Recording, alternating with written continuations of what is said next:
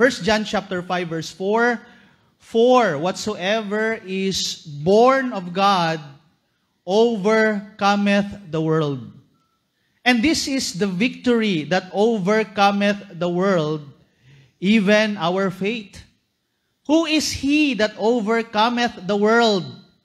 But he that believeth that Jesus is the Son of God." Purihin po ang pagbasa ng salita ng Diyos, tayo ay manalangin. Mahabaging Diyos, maraming salamat sa iyong mga salita. Binigay niyo po ang Bible para malaman namin kung ano ang katotohanan, ano yung mga kamalian, paano kaming mamuhay sa katotohanan, at paanong manatili na mamuhay sa katotohanan. Hindi niyo kami iniwan na mga kakapain, papakiramdaman namin kung ano yung tama. Binigay niyo po ang absolute truth sa isang aklat. At dito po namin makikita ang kompletong kalooban mo sa mga mananampalataya. Overcomers. Lord, sino ba talaga yung mga tunay na tagumpay? Maaring sa daigdig, merong mga pinepresent na iba't ibang mga matagumpay na tao. Pero salamat, ang Bible ay nagpapakita sa amin sino ba talaga ang tunay na mga tagumpay. Kaya gabayan kami ng Holy Spirit sa aming pag-aaral. Muli, hindi po yung ako, sino mang preacher ang mabigyan ng pansin. Hindi rin yung aming relihiyon, hindi yung denominasyon. Kung meron mang pangalan na mabigyan ng glory, every time na merong mga worship services, ay walang iba kundi ang pangalan mo lamang, aming Panginoong Jesus. Kaya maraming salamat po sa iyong patuloy na paggabay sa amin. Ito ang aming dalangin sa pangalan ng Panginoong Jesus. Amen. Makakaupo na po ang bawat isa. Kung lalagyan ko po ng pamagat, ang aking ibabahagi ay promises for the overcomers.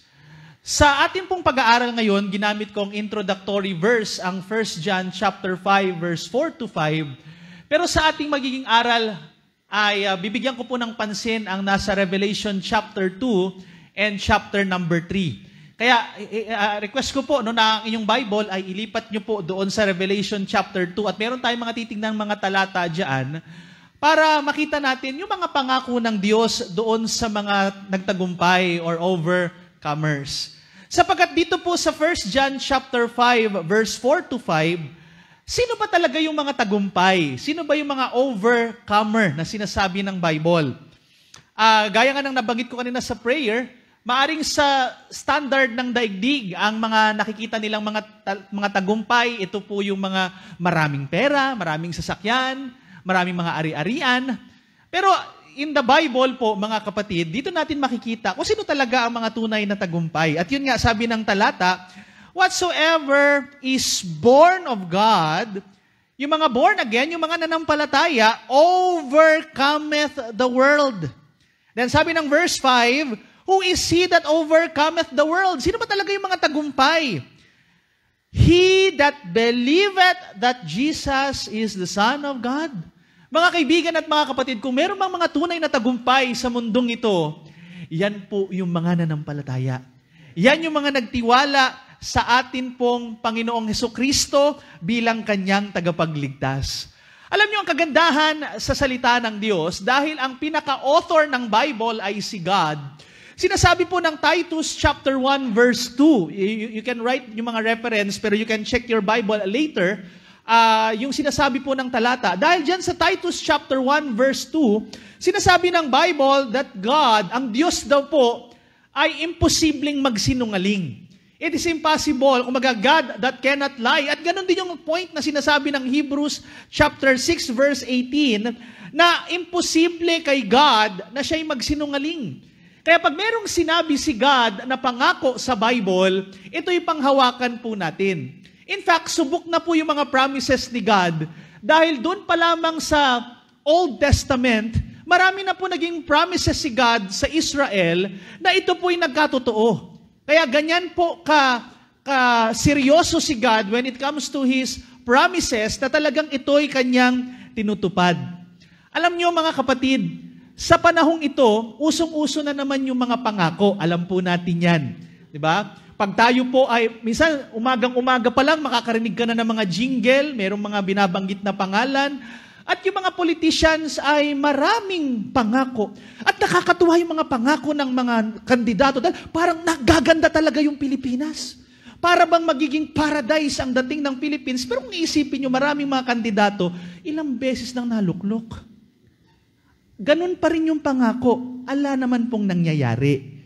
Kaya nga po, sana tulungan tayo ng Panginoon na maging wise po tayo sa darating na eleksyon, na butuhin po natin talaga kung sino yung mga hindi po yung magaling sumayaw, hindi yung magagaling tumambling o bumunot ng baril. Hindi yan ang kinakailangan ng atin pong bansa sa ngayon. Kinakailangan talaga natin ng mga qualified na tao na talagang alam yung kanilang ginagawa. Dahil kung hahayaan po natin ako yung ating bansa talaga ay sa kangkungan po pupulutin, ika nga. Kaya nga, it is only by the grace of God na masaya pa rin po tayo, nagtatawanan pa rin po tayo. Talagang iniingatan lang ng Panginoon yung ating bansa. Pero kung titingnan talaga natin yung progress, yun nga, maraming mga taong mga nangangako. Pero hindi na po tayo pinanganak kahapon. Alam naman natin na marami po ang mga nangako na napapako lang din naman. Kaya nga may mga nagsasabi na kung manghihingi ka ng tulong, ngayon yung magandang pagkakataong humingi ng tulong. Ang babait po ng mga kandidato ngayon. Lahat willing silang tumulong sa taong bayan. Pero alam naman natin, pagkatapos po niyan, huyu na po yung mga hibang humihingi ng tulong. Pero salamat when it comes kay God, pag sinabi niya, sinabi niya. Yan ang kagandahan sa ating Panginoon. Kaya nga mga kapatid, wag natin masyadong kumbaga yung buhay natin, huwag nating sirain yung buhay natin na makikipag-away tayo dahil lang sa mga preferred nating mga politicians. Maniwala kayo, hindi kayo kilala niyan. No? At hindi kayo ipaglalaban yan. Kung meron mang makikipaglaban sa inyo, ang ating Panginoon. Kilalang kilala ka niya, kilalang kilala niya ako. At kung meron man tayong dapat itaas, kung meron man tayong dapat panghawakan ng mga pangako, yan ang ating Panginoon. Tingnan natin yung mga ilan pang verses regarding dun sa mga nagtagumpay, mga overcomers, yung mga nanampalataya kay Jesus Christ. Since ang ating theme is all about salvation, napakasarap na balikan natin ang mga pangako ng Diyos pagdating dun sa mga nanampalataya sa Kanya. Sabi ng 1 John chapter 4 verse number 4, let me read yung talata po. Sabi ng 1 John chapter 4 verse number 4, kausap po ni Juan ang mga mananampalataya, ye are of God, little children, sabi ng 1 John 4:4, and have overcome them. Pag binasa nyo po yung talata, doon sa verse 1, ang pinag-uusapan po dito yung tungkol doon sa mga spirit. No? Na, kumbaga, we have to test the spirit. So, ibig sabihin po niyan, mga kapatid, tayo pong mga mananampalataya, we overcome ito pong mga evil spirit na ito because, bakit po? Because greater is He. Greater is He that is in you, in us. Bilang mga mananampalataya, nung tinanggap natin, nung sinampalatayanan natin si Jesus Christ, nanahan sa atin ang Holy Spirit, and kitang-kita natin that greater is He na nananahan sa atin ang Diyos, bagamat hindi tayo Diyos, pero ang Espiritu ng Diyos ay nananahan sa atin. That's why we are greater than those, yung mga kalaban po, yung mga masasamang espiritu, mas makapangyarihan yung nasa sa atin. Yan ang kagandahan bilang mga mananampalataya. Kaya alam nyo mga bilang mananampalataya, huwag na nating katakutan yung makakasalubong nating pusang itim.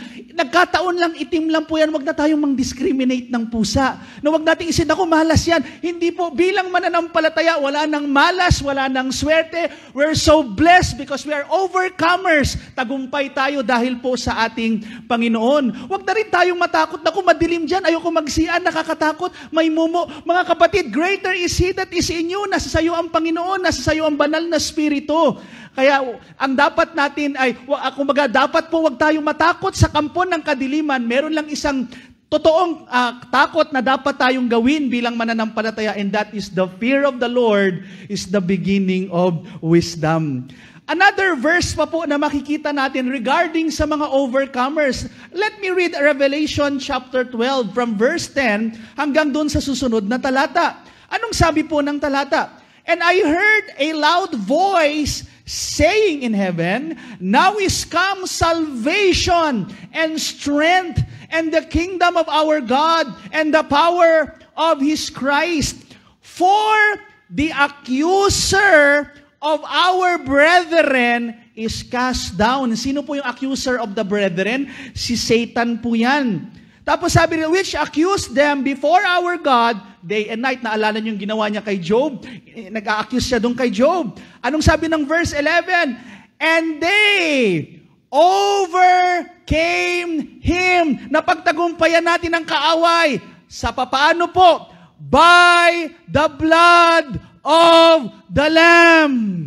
Sa pamamagitan ng dugo, at alam natin, yung dugo ng Panginoong Hesukristo, yan yung pinambayad sa ating mga kasalanan. Kaya pag nanampalataya ka kay Jesus Christ, na yung ginawa niya sa krus ng Kalbaryo ay sapat na para sa iyong kaligtasan, sapat na para ikay mapatawad, at sapat na ikay makakarating sa kalangitan anytime kung sakaling tayo'y bawian ng buhay, mga kaibigan at mga kapatid, yan po ay ginawa o binayaran na po ng dugo ng ating Panginoong Hesukristo.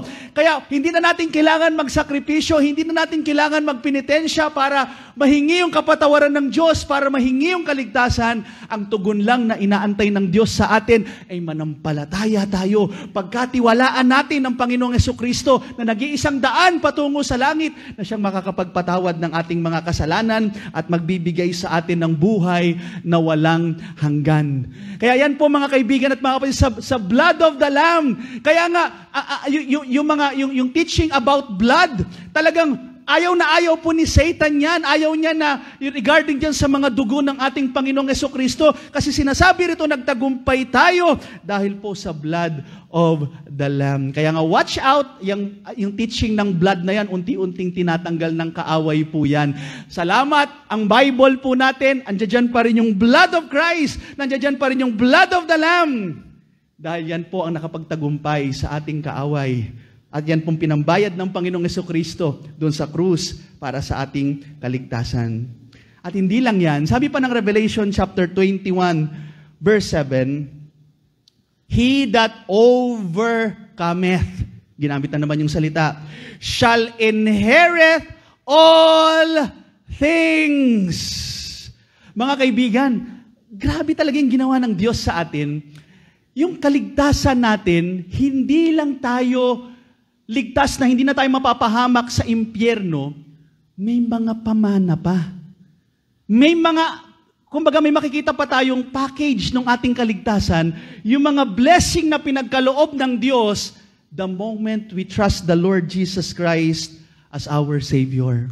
So ngayon po, explore natin ang Revelation chapter 2 and chapter 3. Titignan natin yung ilan po sa mga summary, ano po yung pinangako ng Diyos sa mga overcomers. Ano yung pinangako ng Diyos doon sa mga nanampalataya, sa mga nagtiwala kay Jesus Christ bilang tagapagligtas. Number 1, promise of perpetuity. No, ito po ay, pag sinabi nating perpetuity, ito yung synonymous sa word ng everlasting, buhay na walang hanggan. Let's look at Revelation chapter 2. Tingnan natin yan. Doon po sa Revelation chapter 1, chapter 2, and chapter 3, yan po yung tungkol sa 7 churches. At mapapansin nyo sa structure ng bawat letter po na yan, sa bawat local church, laging may pangako sa bandang huli. Laging may promise na, He that overcometh. So ano yung pangako ng Diyos sa mga nanampalataya kay Jesus Christ? Let's look at Revelation chapter 2 verse 7. Ano po ang sabi ng Bible? He that hath an ear, let him hear what the Spirit saith unto the churches. Anong sabi ngayon doon ang promise sa overcomer? To him that overcometh, ito na yung pangako, tingnan nyo po, will I give to it, kakain, of the tree of life, which is in the midst of the paradise of God. Binanggit po dito yung tree of life, mga kaibigan. Ano ba yung tree of life na yan? Huwag niyong kalilimutan na ang Bible po, no, kumbaga ito ay united when it comes sa katotohanan. Ngayon, para mas ma-appreciate natin, ano ba itong tree of life na to? Of course, babalik tayo sa pinakaunang aklat, which is the book of Genesis. Dahil doon po unang binanggit, ano ba itong tree of life na ito? Let's look at Genesis chapter 2, verse 9. Sa Genesis chapter 2, verse 9, ganito po ang ating matutunghayan. Sabi ng talata, "And out of the ground made the Lord God to grow every tree that is pleasant to the sight and good for food." Pero pansinin niyo po, merong puno po dyan. In fact, merong dalawang kumaga significant na puno pagdating doon sa Garden of Eden. Sabi doon sa talata, "The tree of life also in the midst of the garden, and the tree of knowledge of good and evil." So merong binanggit na dalawang significant na puno. Merong tinatawag na tree of life at saka yung tree of knowledge and good and evil. Alam po natin mga kaibigan at mga kapatid na yung tree of knowledge in good and evil, yan yung puno na nakain po ni Eva at saka ni Adan. Yan po yung kinain nila. Kaya nga sila ay nagkasala, pumasok ang kasalanan, naapektuhan yung physical nila, naapektuhan yung kanilang kaluluwa, naapektuhan din yung kanilang ugnayan o yung kanilang spirito, yung kanilang komunikasyon, yung kanilang relationship with God. Naapektuhan po yan dahil ang tao nung nilikha ng Diyos, tayo po ay, kumbaga, ang design sa atin, tayo ay tripartite being, meron tayong spirit, meron tayong soul, at meron tayong body. Naapektuhan po lahat ng ito dahil sa kasalanan. And yung puno po na tree of knowledge, yun yung kanilang nakain. Pero merong isa pang puno, mapapansin ninyo, na itong punong ito, after kinain ni Eva at Adan, yung tree of knowledge and good and evil, tignan natin yung susunod na verse, dyan po sa chapter 3, 22 hanggang sa 23, o hanggang 24. Pansinin niyo po yung nakalagay. "And the Lord God said, Behold, the man is become as one of us, to know good and evil, and know, lest he put forth his hand, and take also," pansinin niyo po yan, "and take also of the tree of life, and eat, and live forever." Nung nakain na ni Adan at ni Eva, yung tree of knowledge and good and evil, hindi apple lang nakalagay, no? Kasi usually nakita natin sa mga palabas, apple eh. Hindi po, no? Pero mapapansin niyo, nung nakain nila yan, agad-agad, pinabantayan ni God yung isang puno, yung tree of life. Bakit? Bakit ginardyahan kaagad ito? Bakit kumbaga kinandado niya kaagad ang entrance, naglagay pa siya ng cherubims, no, cherubims doon po sa gate na yon. Bakit po? Kasi sabi ng talata, they will, sabi diyan, live forever. So ibig sabihin, dahil nakain na nila yung tree of knowledge and good and evil, pumasok yung death. Kaya nga tayo tumatanda, kaya tayo nagkakasakit. Originally, hindi yan ang design ni God sa atin. Kumbaga tayo ay everlasting na nilalang, pero dahil nga dito sa punong ito, na kumbaga yung tree of knowledge, pumasok yung kasalanan sa atin. Pero binantayan itong tree of life kasi pag nakain ito ni Eva at Adan, nauna na nilang nakain yung pinagbabawal na puno ng Diyos, yan po ay zombie apocalypse ang mangyayari. Ibig sabihin, patay na si Adan, pero buhay siya. Na ibig sabihin, hanggang sa ngayon, makakasalubong nyo si Mang Adan, naglalakad dyan sa kanto, bungo-bungo na siya, pero buhay siya. Kaya talagang kinakailangang gwardyahan itong punong ito, kasi peligro po ang mangyayari sa daigdig kung nakain pa nila ito. So ibig sabihin, mga kapatid, ang tree of life ay may kinalaman ito sa pagkakaroon ng kumbaga, everlasting life physically. So, hindi na mamamatay physically pag nakain po itong tree of life na ito. Kaya nga may mga paniniwala ang mga ilang theologians na since dalawa yung puno na yan, kasi alam naman natin yung unang kinain yung tree of knowledge, pero what if ang unang kinain yung tree of life? Ano mangyayari? May paniniwala na maaring mawawala itong isang puno, yung tree of knowledge, pag una nilang kinain yung tree of life. Kaya lang hindi yan ang nangyari eh. Kaya kailangang bantayan. Pero alam niyo ang kagandahan? Pagdating sa Revelation chapter 22, verse 2, future na po ito. Pagdating sa future, ito pong punong ito ay muling lilitaw. Ang tree of knowledge, hindi na siya nabanggit. Wala na ito. Pero pagdating sa Revelation chapter 22, which is about new heaven and new earth, sabi ng talata, in the midst of the street of it, and on either side of the river, was there the tree of life, which bare 12 manner of fruits, and yielded her fruit every month, and the leaves of the tree were for the healing of the nations. Lilitaw ulit itong punong ito later on. Kaya nga, kung isipin natin, hindi nawawala itong punong ito. Tinatago lang ito ni God, pero later on, muling lilitaw itong punong ito. At itong punong ito, may kinalaman ito para tayo po ay mabuhay physically, magpakailan paman. Kaya nga, ito pong nangyayari sa atin sa ngayon, nagkakasakit tayo, nagkakaroon tayo ng karamdaman. Kaya nga kahit pumunta ka kay Vicky Bello at kay Kalayan, ano pa rin, manghihina ka pa rin, no? Kukulubot pa rin ang iyong balat. Kasi nga, konsekwensya yan ng pagiging makasalanan. Pero darating ang panahon, mga kaibigan at mga kapatid, at tandaan po natin, si Jesus Christ ang pinakasusi ng usapin na ito. Hindi natin ma-appreciate yung lahat ng mga bagay na yan kung si Jesus Christ ay hindi mo kinikilala, hindi mo sinasampalatayanan, hindi mo pinagkatiwalaan bilang iyong tagapagligtas. At kaya nga, ang blessing, dahil ang ang Revelation chapter 22, ay tungkol na po ito sa new heaven and new earth. Kaya nga may mga nababother sila. Sabi nila, kala ko ba okay na tayo? May glorified body na tayo at that time. Bakit kakain pa tayo? Magugutom pa ba tayo pagdating ng future? Alam niyo mga kapatid, may mga tao kahit hindi gutom, pag inalok mo, kakain pa rin. Diba? Alam natin yan. No? Isa sa mga bisyo natin na kain. Pero ang pagkain kasi hindi lang naman yan dahil nagugutom. It has something to do with fellowship.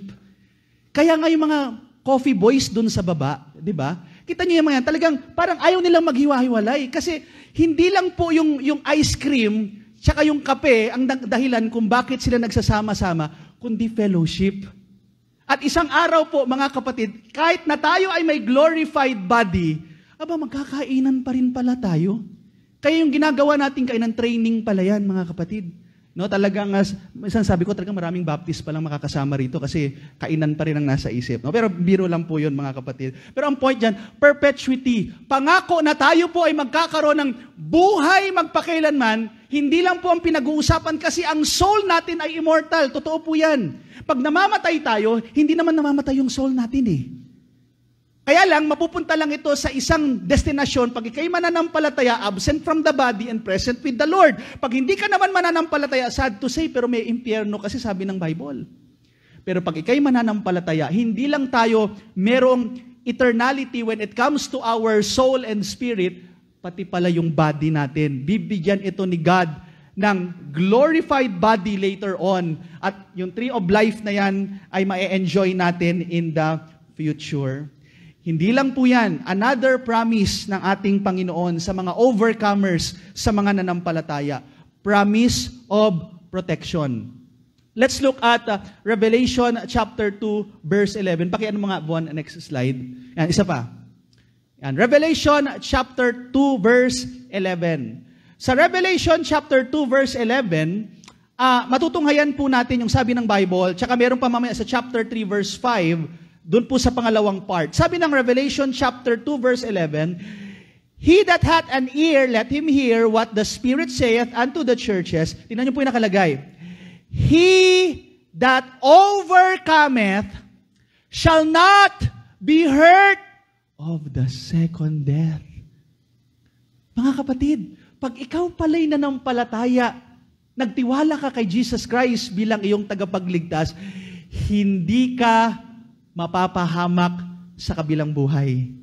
He that overcometh shall not hurt of the second death. Meron kasing ikalawang kamatayan na tinuturo ang Bible. At hindi lang yan, another promise in chapter 3 verse 5. Revelation chapter 3 verse 5, sabi ng Bible doon sa pangalawang part, di ba? Basahin ko muna yung first part. He that overcometh, the same shall be clothed in white raiment. At sabi yan, and I will not blot out his name out of the book of life. Mga kaibigan, sa lahat ng mga nanampalataya kay Jesus Christ, merong pangako ng proteksyon.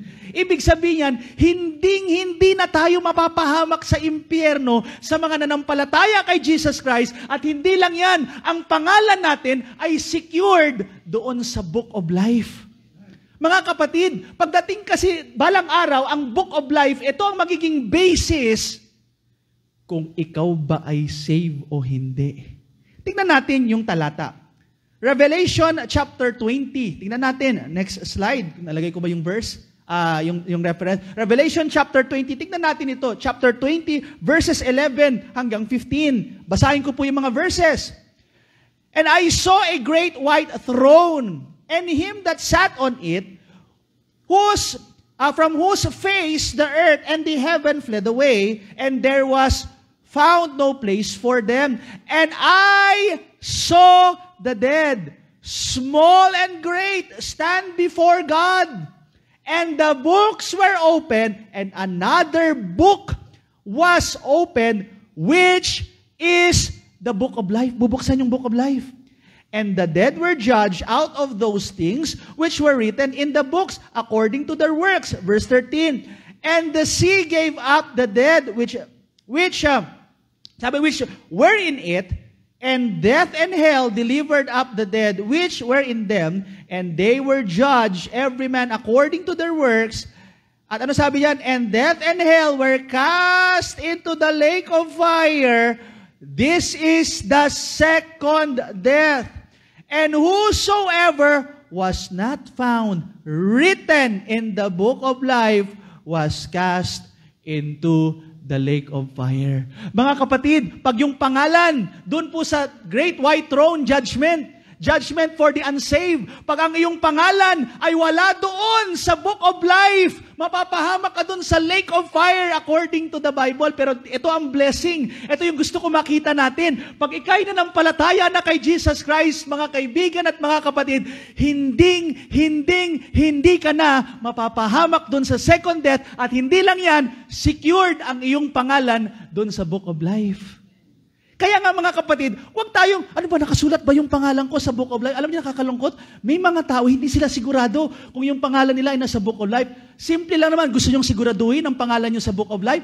Siguraduhin niyo lang na nananampalataya kayo kay Jesus Christ. Dahil pag nananampalataya kayo kay Jesus Christ, sigurado po, secured ang iyong pangalan doon sa Book of Life. Kaya nga sabi ng Revelation 21:8, but the fearful and unbelieving and the abominable and murderers and whoremongers and sorcerers and idolaters and all liars shall have their part in the lake which burneth with fire and brimstone, which is the second death. Ang realidad po na sinasabi ng Bible, hindi ito takutan. Kumbaga, sinasabi ng inanay, naku, hindi totoo yan, panakot lang mga kapatid, nasa Bible kasi ito. Alam niyo, kung kami lang masusunod, ayoko ng hell, ayoko ng doctrine of hell, hindi ako, kumbaga, sa aking sariling standard, ayoko niyan, kaya lang wala akong magagawa eh. Hindi po yung Word of God ang mag-a-adjust sa akin, ako dapat ang mag-a-adjust sa sinasabi ng Bible. Maraming katuruan sa Bible, hindi ako agree. In fact, sabi ko nga sa inyo, hindi ako agree dun sa teaching na love your enemies. Kaya lang wala akong magagawa eh. Turo ng God yan. Hindi si God ang mag-a-adjust sa akin. Kung meron mang hindi ako lapat o hindi sang-ayon sa sinasabi ng Bible, kailangan ako mag-a-adjust. Dahil at the end of the day, haharap tayo kay God at magbibigay sulit tayo sa Kanya. Kaya mga kaibigan, pag ikay nanampalataya kay Jesus Christ, sabi nga ng John 3:18, sabi ng Bible, he that believeth on Him is not condemned. Hindi ka na mapapahamak, hindi ka nahahatulan pag nanampalataya ka, nagtiwala ka sa Jesus Christ ng Bible. And he that believeth not, ito nakakalungkot, he that believeth not, kung nireject mo, tinanggihan mo si Jesus Christ, hindi mo na kailangang tanungin paano mapunta ng impyerno. Kasi by default, ang tao, pag hindi niya tinanggap ang gamot, ang mabuting balita, si Jesus Christ, sigurado po ang kapahamakan. Pero sigurado rin naman ang kaligtasan sa mga sumampalataya, sa mga nagtiwala sa ating Panginoon. At hindi lang yan mga kapatid, ang sabi pa ng John 10:27 hanggang 29, my sheep hear my voice, and I know them, and they follow me. And I give unto them eternal life, and they shall never perish. neither shall any man pluck them out of my hand. My Father which gave them me is greater than all, and no man is able to pluck them out of my Father's hand. Mga kapatid, pag ikay nanampalataya kay Jesus Christ, walang sinabi ang Metrobank, you're in good hands dahil hawak ka ni Jesus Christ, hawak ka ng God the Father, at selyado ka ng banal na Espiritu. Kaya, meron pong promise ng protection sa lahat ng mga nanampalataya. Alam nyo, parang isipin nyo, minsan, pag tinignan nyo yung wallet nyo, manghihina kayo. Pag tinignan nyo yung Meralco bill, lalo kayong nanghihina. Kaya nga, mamimili na lang kayo kung masustroke kayo sa init o masustroke kayo doon sa pag natanggap nyo na yung bill. Pero okay lang yan. Isipin nyo na lang, overcomer ako. At lahat ng ito, itong daigdig na to, masisira din ito, mawawasak ito. Pero salamat, meron akong tahanan sa langit. Wala ka nang babayarang kuryente. Alam nyo, siguro iniisip ko lang, wag nyo masyadong seryosohin itong babanggitin ko. Pero siguro balang araw, isa sa mga pag-uusapan natin, nakakamiss din pala yung magbayad sa Meralco, no? Kasi balang araw, wala na tayong babayaran. Everything is free. So darating ang panahon, pag magkakasama na tayo dun sa new heaven and new earth, nakakamiss naman. Wala na akong binabayarang wifi, wala ka nang babayaran, wala ka nang iintindihin. Pero ano lang yan, singit-singit lang yan. Kumbaga, ang tawag yan, demonology. No? Kasi yung pangalan ko, Demi, parang medyo malapit dun sa demonology. No? Pero Demi pa rin ang tunay kong pangalan. Okay. So, next po, number 3. Tingnan naman natin yung promise of partaking. Ito po yung pag sinabi nating partaking, merong fellowship na merong kainan, merong ibibigay na food sa atin. Balikan natin yung Revelation chapter 2, verse 17. Revelation chapter 2, verse 17. Anong sinasabi ng Bible? He that hath an ear, let him hear what the Spirit saith unto the churches. To him that overcometh, will I give to eat, kainan na naman, of the hidden manna. Yan lang muna yung bigyan natin ng pansin, yung hidden manna. Bibigyan tayo, sabi rito, pag ikay mananampalataya, ligtas ka, bibigyan ka, nakakain ka doon tinatawag na hidden manna. Ano ba itong manna na to para mas maintindihan natin? Tandaan nyo po, na nung niligtas ng ating Panginoon ang mga Israelita sa kanilang paglalakbay doon sa wilderness, of course, umaangal po ang mga Israelita, wala silang makain. Ang ginawa ng Diyos, may umuulan na pagkain, manna. Okay, ang tawag. Kaya dito sa Psalm 78 verse 24, sabi ng talata, and had rained down manna upon them to eat, and had given them of the corn of heaven. So merong manna, biro niya, libre itong pagkain na ito, libre. Parang ang gagawin na lang nilang diskarte, isipin nila na adobong manna, tinortang manna, basta may manna araw-araw. Bahala na sila kung anong diskarte ng luto nila.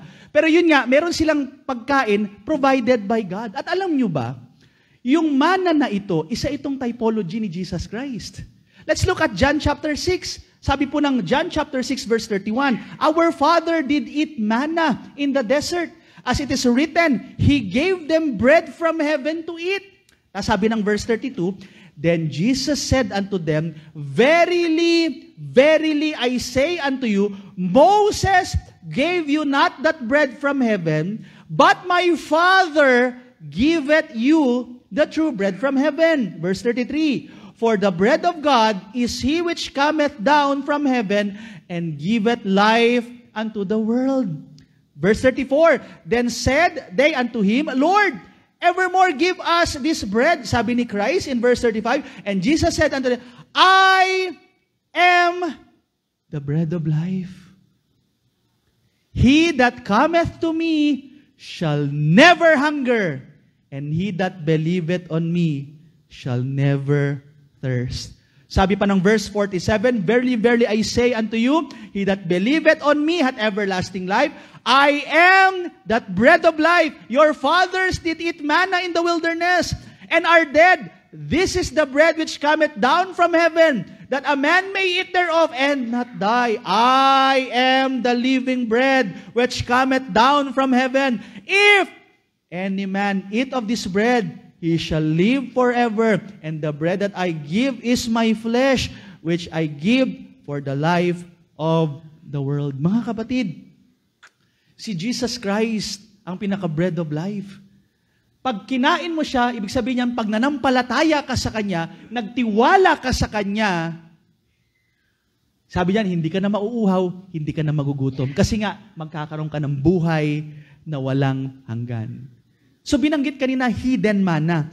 Ngayon, sa Old Testament ulit, mapapansin nyo naman in Exodus chapter 16 verse 33, ang utos sa kanila, nung nagawa na po yung tinatawag na Ark of the Covenant, doon po sa loob ng Ark of the Covenant, isa sa mga ilalagay nila doon sa loob, maglalagay sila doon ng manna. Kaya tingnan natin dito po sa Exodus 16:33, and Moses said unto Aaron, take a pot and put an omer full of manna therein, and lay it up before the Lord to be kept for your generations. Balikan natin, ano ngayon yung hidden manna? Tandaan niyo po ang manna, si Jesus Christ. Siya yung bread from heaven. Tapos, itatago dyan sa Ark of the Covenant, sa loob, yung manna. So, yan yung pinaka-example ng hidden manna. Tandaan niyo po, ang Ark of the Covenant ay replika yan. Saan po yan? Replika yan doon sa trono talaga ng Diyos sa kalangitan. In other words, pag sinabi nating ibibigay sa mga overcomer yung hidden manna, tayo po ay pupunta sa isang place hidden in this world. Hindi alam ng daigdig, pero mapupunta tayo doon sa kalangitan kasama ng ating Panginoon at magkakaroon tayo ng fellowship with Him magpakailan paman. So lahat ng mga nanampalataya kay Jesus Christ, makakasama natin later on si God face to face at hindi na tayo maghihiwalay sa piling po niya.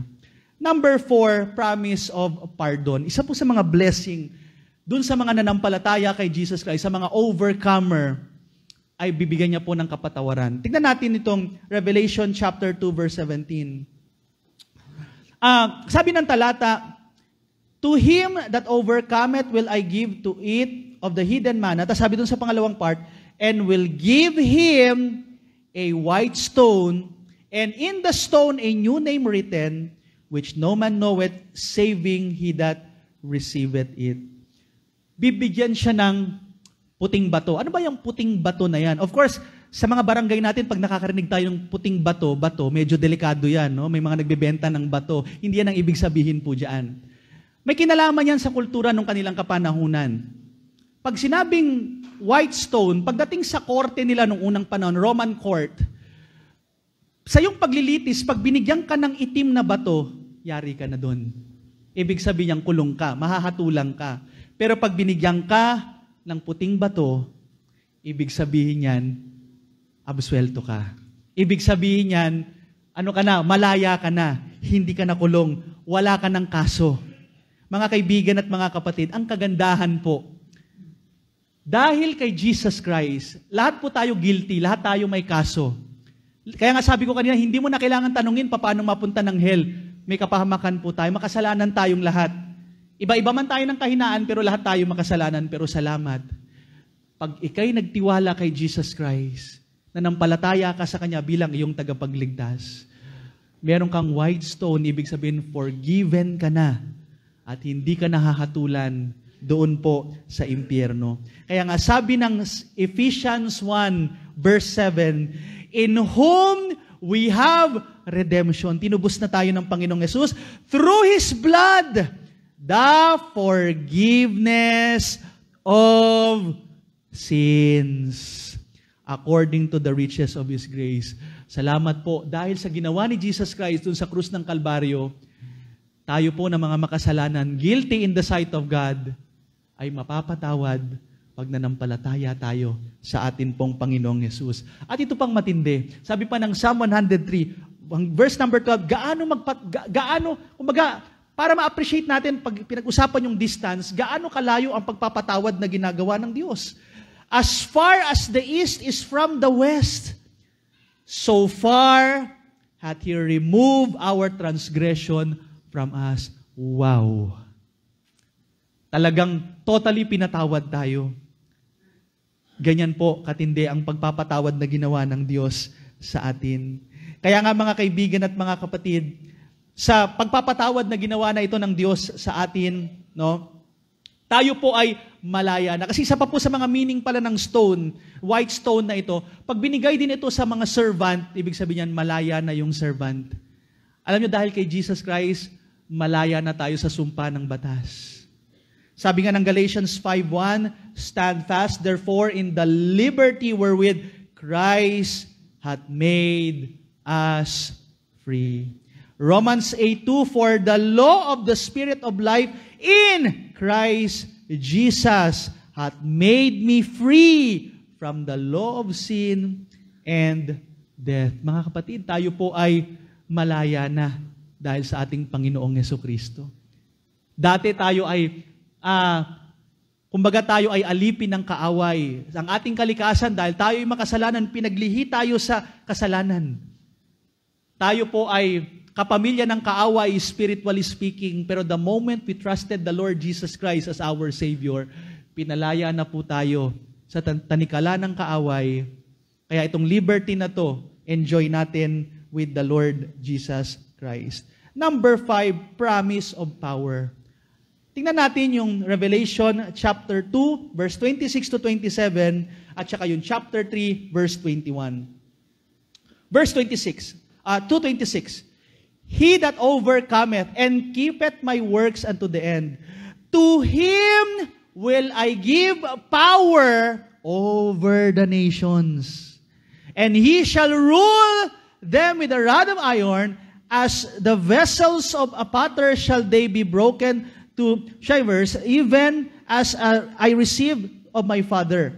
Then sabi pa ng chapter 3, verse 21, to him that overcometh will I grant to sit with me in my throne, even as I also overcame and sat down with my Father in His throne. Mga kapatid, isa po sa pangako ng Diyos sa mga mananampalataya. Kaya nga dito mapapansin nyo dun sa chapter 2, verse 26, he that overcometh and keepeth my works. So dito po, makikita natin, didepende rito ang magiging posisyon sa iyong paglilingkod na ginawa sa Panginoon. Pero ang point lang na sinasabi, balang araw, ang ating Panginoong Jesucristo ay mamumuno sa mundong ito. Kaya nga even sa Old Testament, merong prophecy na ang Messiah, literally magro-rule siya sa mundong ito. Totoo po yan, pero hindi pa yan nangyari doon sa kanyang first coming. Kailan po mangyayari na magro-rule siya sa mundong ito? Literally, physically, mangyayari yan sa kanyang muling pagbabalik. At itong maganda, sa kanyang muling pagbabalik, hindi lang siya ang mamumuno, kasama ang lahat ng mga mananampalataya na mamumuno together with the Lord. Kaya mga kaibigan at mga kapatid, sa ngayon po, kung titignan natin ang gobyerno talagang corrupt, especially sa atin. Salamat, may mga ilang matitino.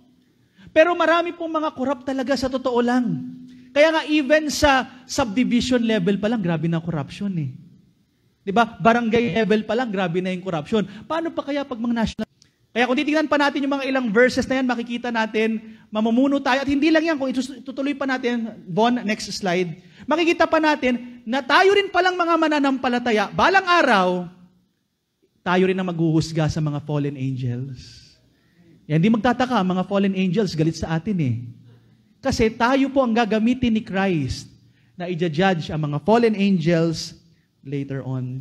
Number 6, promise of purity. Mga kapatid, sabi ng talata, Revelation 3:5, he that overcometh, the same shall be clothed in white raiment. Alam niyo, magkakaroon ng puting damit. Ano pong pinapakita nito? Yung puting damit na yan, kung makikita natin sa Revelation chapter 7, verse 13, basahin ko lang po yung verse, and one of the elders answered, saying unto me, what are these which are arrayed in white robes, and whence came they? And I said unto him, sirs, thou knowest. And he said, these are they which came out of the great tribulation, and have washed their robes, and made them white. Paano po? In the blood of the Lamb. Mga kapatid, ito pong pinapakita rito na white raiment, ito yung paglilinis na ginawa sa atin ni Jesus Christ. Yes, lahat tayo makasalanan. Hindi tayo karapat-dapat doon sa kalangitan. Kaya nga sabi ng Isaiah, white 18, bagamat tayo'y marumi, pag tayo nanampalataya, magiging white as wool. Tayo in the sight of God. Kaya nga sa record ng kalangitan, pag ikay nanampalataya kay Jesus Christ, kumbaga sa NBI ng langit, wala kang record. Dahil binayaran na yan ng ating Panginoon. Yan yung tinatawag na doctrine of imputation. Yung righteousness ni Christ, in-impute niya sa atin, transfer niya sa atin. Kaya pag ikay nanampalataya, ang nakikita na ng kalangitan, hindi yung ating performance, kundi yung ginawa ni Jesus Christ sa atin. Panghuli po, mga kapatid, promise of permanency. Revelation chapter 3 verse 12. Him that overcometh will I make a pillar in the temple of my God. And he shall not go no more out. Mga kapatid, alam nyo, tayong mga mananampalataya, balang araw gagawin tayong pillar. Anong ibig sabihin po neto? Tandaan nyo po, ang Galatians chapter 2 verse 9, pag sinabing pillar, tumutukoy din ito sa mga tao. Ginamit doon na pillar si James, si Cephas, at saka si John. So, ibig sabihin yan, pag sinabi nating pillar, ang pillar kasi ay, kumbaga ito ay monumento, kumbaga ito ay alaala sa ginawa po ng Panginoon. So, balang araw, mga kapatid, lahat ng mga nanampalataya kay Jesus Christ, tayo po ay magiging pillar doon po sa temple ng Panginoon. Ibig sabihin po niyan, tayo po ay parang magiging monumento ng biyaya ng Panginoon doon po sa new heaven and new earth. Na kumbaga, pag nakikita tayo, maalala natin na it is only by the grace of God. Tayong mga makasalanan, hindi tayo karapat-dapat, pero bawat mananampalataya, magiging pillar, magiging monument na nagpapakita na lahat ng yan, mga makasalanan, hindi karapat-dapat, pero dahil sa biyaya at awa ng Panginoon, ay tayo po ay nakapasok sa kalangitan at hindi na tayo maiaalis. Sabi diyan, no? Sabi nung talata, hindi na daw po, sabi ng verse, and he shall not go no more out. Hindi na tayo makakaalis. Alam niyo, pagdating po sa new heaven and new earth, tingnan natin tong Revelation 21 verse 3. And I heard a great voice. Dito ginamit naman yung word na tabernacle. Alam natin ang tabernacle at temple, synonymous yan. Bagamat ang tabernacle ay mga tent. Ito yung nangyari nung naglalakbay pa sila sa wilderness. Pero sabi rito, and I heard a great voice out of heaven saying, behold, the tabernacle of God is with men, and He will dwell with them, and they shall be His people, and God Himself shall be with them, and be their God. Balang araw po, mga kapatid, tayo ay makakasama na ng Panginoon face to face. Magiging patotoo tayo for eternity. Kaya nga, palagay ko lang ito, no? Maaring isa sa mga pag-uusapan natin, dahil eternity naman yan, pag-uusapan natin yung kaligtasan ng bawat isa. Kung sino yung mga ginamit ng Diyos para ma-share yung gospel sa atin, di ba? Nasarap pag-usapan na talagang it is only by the grace of God. At hindi ang kagandahan pa niyan, kasama natin ang Panginoon face to face. At ang blessing pa rito sabi, I will write upon him the name of my God and the name of the city of my God, which is New Jerusalem, which cometh down out of heaven, my God, and I will write upon him my new name. Mga kapatid, I write him my new name, sabi ng talata. May mga example niyan sa Bible. Merong mga taong binago ang pangalan, pero dun sa pangalan nila, kasama na yung pangalan ng Diyos. Remember Jacob? Jacob, supplanter, pero ginawang Israel ang kanyang pangalan. Balang araw po, itong pangalan natin papalitan. At doon sa magiging pangalan natin, nakadikit na doon ang pangalan ng Diyos. At yun na yung magiging pangalan natin for eternity. Ngayon kasi mga pangalan natin, kinuha lang sa pangalan ng combination ni Lola, ni Lolo, Nanay, o kaya napanood kasi yung basketball player, yun yung pinangalan. Pero balang araw, aalisin na yan. Ang magiging bagong pangalan natin, kasama na doon yung pangalan ng Diyos. May palagay ako, maaring yung pangalan na yan, may kinalaman sa performance natin bilang mga anak ng Diyos. Kasi sa Bible, ang mga pangalan may kahulugan. So bibigyan tayo ng bagong pangalan, kung ano man yung naging paglilingkod natin sa Panginoon, nakadugtong ang pangalan ng Diyos. Kaya mga kaibigan at mga kapatid, napakaganda ng future natin. Kung kayo man ay nanghihina, may mga pagsubok man, problema man sa katawan, pinansyal, problema man relational, anumang kinakaharap mong problema, hindi pa tapos ang kwento. Kasi sa dulo ng Bible, lahat ng mga nanampalataya kay Jesus Christ ay tagumpay. At nakita natin ang ilan sa mga blessing na yan, at dahil ang Diyos ay totoo, sigurado pong mangyayari yan, at tinatanggap natin yan by faith. Panginoon, maraming salamat sa umagang ito. Salamat po, lahat kami makasalanan. Lahat kami hindi karapat-dapat. Pero salamat, at ang sabi ng Bible, sino man ang manampalataya kay Jesus Christ ay hindi mapahamak, kundi magkaroon ng buhay na walang hanggan. Salamat po, Lord, dahil sa ganda ng kaligtasan na meron kami. Wala palang sinabi yung doon sa magiging future ng mga mananampalataya. Kaya sa oras na to, kung merong nakikinig ngayon, kaibigan, kung hindi ka patiyak sa iyong kaligtasan, sabi ng Bible, ngayon ang araw ng kaligtasan.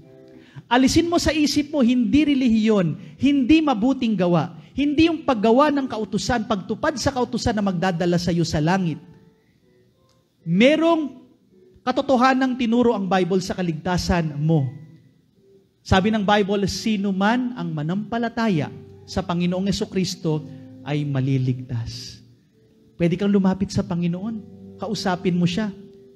Manampalataya ka sa Kanya bilang iyong tagapagligtas. Pwede kitang i-guide sa isang panalangin. Ariin mo to na sarili mong prayer na nanggagaling sa heart habang sumusunod ka sa panalangin ito. Kahit sa iyong kinaupuan, kahit tahimik ka lang, kahit nanonood ka lang sa live stream, pwede kang sumunod na may pananampalataya kay Jesus. Ito na yung panalangin. Mahabaging Diyos, isa po akong makasalanan, pero salamat Panginoong Jesus, namatay ka sa aking mga kasalanan. At sino man ang tatawag sa iyong pangalan ay maliligtas. Kaya Panginoong Jesus, nananampalataya po ako sa iyo. Pinagkakatiwalaan kita na nag-iisang daan patungo sa langit. Nasapat na ang ginawa mo sa krus para bayaran ang aking mga kasalanan. At sa iyo lamang matatagpuan ang buhay na walang hanggan. Kaya nagtitiwala ako at aking pinangahawakan, pinagkakatiwalaan ang iyong mga pangako sa Biblia. Pangako ng kapatawaran. Pangako ng kaligtasan sa pamamagitan ni Jesus. At buhay na walang hanggan. Ito ang aking dalangin sa pangalan mo, Jesus. Amen and amen.